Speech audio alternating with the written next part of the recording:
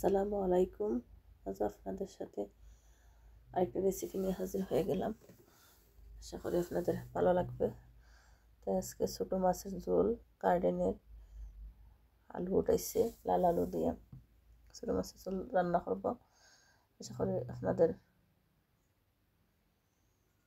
ভিডিওটির সাথে থাকবে।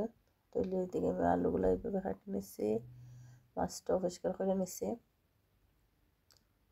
শুরুতে মাছটা দিয়ে দিলাম লবণ, লাল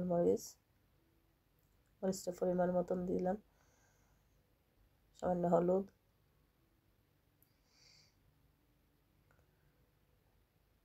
আমি 2 টেবিল চামচ তেল দিছি, পরিমাণ মতো পানি দিয়ে চুলাতে বসাই দিলাম।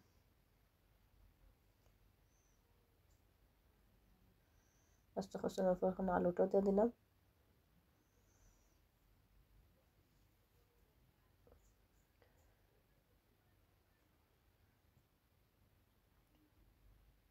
এই তো রান্নাটা প্রায় রেডি। আরও 15 মিনিট রান্না করলাম, তুললাম ধনিয়া পাতা দিয়ে।